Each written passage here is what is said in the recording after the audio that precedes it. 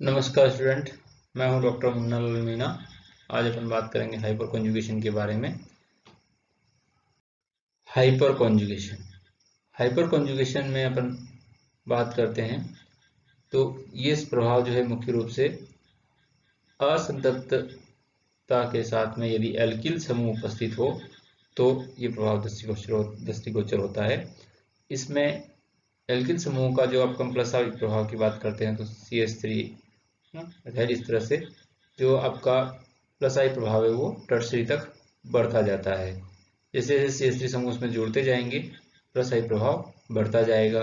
अब प्लस आई प्रभाव के साथ यदि अपन बेंजीन रिंग की रिएक्टिविटी को देखते हैं, एल्किल समूह की क्रियाशीलता का क्रम अपन देखें तो प्लस आई प्रभाव के कारण ये सबसे कम और ये वाला बेंजीन सबसे ज़्यादा रिएक्टिव होना चाहिए, क्योंकि प्लस आई प्रभाव के कारण यहाँ पे इलेक्ट्रॉन डेंसिटी सर्वाधिक होनी चाहिए और इसमें कम होनी चाहिए। लेकिन जो ये वास्तविकता में ये क्रम जो है बिल्कुल ही रिवर्स आता है। इसको समझने के लिए अपन हाइपर कॉन्जुगेशन की बात करते हैं। हाइपर कॉन्जुगेशन की सहायता से इस क्रम को अपन सही सही समझ सकते हैं।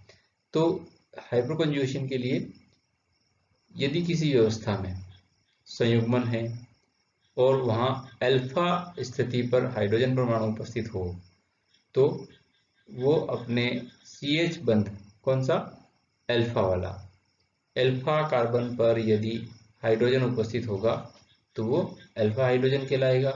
और इस प्रक्रिया में CH बंध के इलेक्ट्रॉन देकर के अनुनाद उत्पन्न करता है, कौन सा वाला, अल्फा हाइड्रोजन। अर्थात CH बंध जो है सिग्मा बंध के इलेक्ट्रॉन का विस्थानीकरण निकटवर्ती कार्बन डबल बंध के पाई कक्षकों के से अतिव्यापन करके उस द्विबंध पर हो जाता है। इस प्रक्रिया के फलस्वरूप बनी हुई संरचना में कार्बन व हाइड्रोजन के मध्य कोई बंध नहीं रहता है, यानी कि नो बंध या नो बॉन्ड रेजोनेंस हो जाता है, जिसकी वजह से यहाँ ये प्रक्रिया प्रारंभ होती है, अतिपर संयुग्मन बनता है, एक घटना होती है। तो इसको समझने के लिए इस घटना को देखिए। इस चित्र में आप देख रहे हैं बेंजीन वलय से आपका एल्किल समूह जुड़ा हुआ है और ये आपका अल्फा कार्बन हो गया, ये अल्फा हाइड्रोजन हो गया। अब ये किस तरह से यहाँ पे इस कार्बन और हाइड्रोजन के बीच में कौन सा बॉन्ड है, सिग्मा बॉन्ड है। और इस प्रक्रिया में हाइपर कॉन्जुगेशन में अल्फा हाइड्रोजन जो है अपने इलेक्ट्रॉन जो है बंध के दो इस यहाँ पे कार्बन कार्बन के बीच में आते हैं। देखिए इस नेक्स्ट में, यानी कि ये हाइड्रोजन जो है आपका इस हाइड्रोजन और ये वाले कार्बन के बीच में कोई बंध नहीं है, अर्थात ये नो बॉन्ड रेजोनेंस की स्थिति आती है और यह प्रक्रिया आपकी हाइपर कॉन्जुगेशन कहलाती है। अब जैसे ही ये इलेक्ट्रॉन यहाँ पे आए, आप बेंजीन रिंग की जो आपका रेजोनेटिंग स्ट्रक्चर है वो आप बना सकते हैं कि इस तरह से यहाँ इसको यहाँ ये बॉन्ड जो आपका के इलेक्ट्रॉन यहाँ लिए और ये यहाँ इस तरह से, ये तो आपको पता है। इस तरह से ये सर पूरे रिंग में सर्कुलेट हो सकते हैं। कौन से वाले इलेक्ट्रॉन, यहाँ ये CH बंध वाले इलेक्ट्रॉन, अल्फा हाइड्रोजन वाले इलेक्ट्रॉन। तो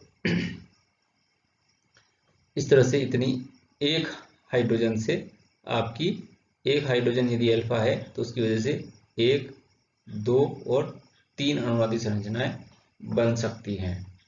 यदि इसी प्रकार से यहाँ हाइड्रोजन हुआ तो भी इसके साथ 3 अनुनादी संरचनाएं बन सकती है। तीसरा हाइड्रोजन अगर यहाँ हुआ तो भी 3 अनुनादी संरचनाएं बन सकती हैं। तो जितने अल्फा हाइड्रोजन होंगे, यानी कि देखिए यहाँ पे अपन बात करें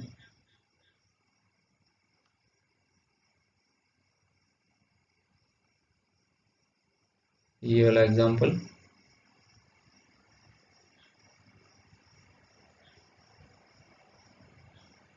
इसमें 3 अल्फा हाइड्रोजन है। तो जब एक अल्फा हाइड्रोजन की सहायता से आपकी 3 अनुनादी संरचना बन रही हैं तो 3 अल्फा हाइड्रोजन की सहायता से 3 + 3 + 3 यानी कि टोटल 9 अनुनादी संरचनाएं बन सकती हैं। और आप जानते हैं कि जिस स्ट्रक्चर में जितनी ज़्यादा अनुनादी संरचनाएं बनेंगी वो स्ट्रक्चर उतनी ही ज़्यादा स्टेबल होती है। अब यदि अपन बात करें यहाँ पे वापस बेंजीन रिंग की क्रियाशीलता की, तो अब देखिए यहाँ जहाँ पर अगर प्लस आई प्रभाव के कारण अपन ने बताया था कि ये वाला सबसे कम रिएक्टिव होगा और ये वाला जो है सबसे ज़्यादा रिएक्टिव होगा। अपन ने पहले प्लस आई प्रभाव की वजह से जो रिएक्टिविटी बताई थी वो ये रिएक्टिविटी बताई थी, ये सबसे ज़्यादा रिएक्टिव होगा और ये वाला सबसे कम रिएक्टिव होगा। लेकिन जैसे ही अपन बात करते हैं नो बॉन्ड रेजोनेंस की या हाइपर कॉन्जुगेशन की, तो यहाँ पर देखिए आपके पास में 3 अल्फा हाइड्रोजन हैं। Alpha hydrogen, 3 alpha hydrogen. अब 3 अल्फा हाइड्रोजन से कितनी अनुनादी संरचनाएं बनेगी? 9 बनेगी। यहाँ पे देखिए यहाँ पे सिर्फ 2 अल्फा हाइड्रोजन है। 2 अल्फा कौन से वाले? ये वाला। तो 1 अल्फा से 3 बनती हैं, तो 2 अल्फा हाइड्रोजन से 6 अनुनादी संरचनाएं बनेगी। इसी प्रकार यहाँ पर 2 मैथिल समूह लगा दिए, प्रतिस्थापित कर दिया हाइड्रोजन को, तो केवल 1 अल्फा हाइड्रोजन बचता है। 1 अल्फा हाइड्रोजन से आप जानते हो 3 संरचनाएं बनती हैं। इसी प्रकार अगर इसमें टर्शरी में देखते हैं तो यहाँ पे एक भी अल्फा हाइड्रोजन नहीं है, इसलिए कोई अनुनादी संरचना या नो बॉन्ड रेजोनेंस नहीं बनेगा। अब यहाँ पर आपके पास में 9 संरचनाएं ऐसी होती हैं जिसमें कि ये सिग्मा बंध के इलेक्ट्रॉन जो हैं बेंजीन रिंग में आ जाते हैं, जबकि यहाँ पे एक भी संरचना ऐसी नहीं होती है जिसमें ये सिग्मा बंध के इलेक्ट्रॉन आपके बेंजीन रिंग में आ पाए। तो इसलिए यहाँ पे इलेक्ट्रॉन डेंसिटी जो है वो सबसे कम होगी, जबकि इस फर्स्ट वाले में इलेक्ट्रॉन डेंसिटी सबसे ज़्यादा होगी। तो जो आपका क्रम रहेगा वो रिवर्स हो जाएगा एकदम से। कैसे, क्या क्रम रह जाएगा? देखिए ये मैं क्रम बता देता हूँ इसका, क्योंकि यहाँ पे 3 हाइड्रोजन है, 3 अनुनादी संरचनाएं बनेगी, सबसे ज़्यादा रिएक्टिव होगा ये, उससे कम, और ये सबसे कम रिएक्टिव होगा। तो हाइपर कॉन्जुगेशन की सहायता से अपन इस तरह से एल्किल प्रतिस्थापी व्यंजनों की क्रियाशीलता को समझा सकते हैं, क्योंकि यहाँ पर जितने ज़्यादा अल्फा हाइड्रोजन होंगे वो उतनी ही ज़्यादा अनुनादी संरचनाएं बनेंगी, उतनी ही ज़्यादा इलेक्ट्रॉन डेंसिटी बेंजीन में आएगी, और उस वजह से ये आपकी ज़्यादा रिएक्टिव बेंजीन होगी और ये सबसे लेस रिएक्टिव होगी। इस तरह से यहाँ पे एक एग्जांपल है, जरूरी नहीं कि बेंजीन रिंग के साथ में ही हो, अनसैचुरेशन के साथ में अल्फा स्थिति पर यदि हाइड्रोजन, ये कार्बन के साथ हाइड्रोजन हुआ, अब यहाँ पे देखिए ये वाला अनसैचुरेशन है और अल्फा स्थिति कौन सी होगी? ये वाला कार्बन अल्फा स्थिति हो गया। तो अब ये हाइड्रोजन जो है आपके अल्फा हाइड्रोजन हो गए। अल्फा हाइड्रोजन पॉजिटिव चार्ज इसमें नहीं आएगा क्योंकि यहाँ पे बॉन्ड नहीं बना हुआ है, बॉन्ड अलग नहीं हुआ है।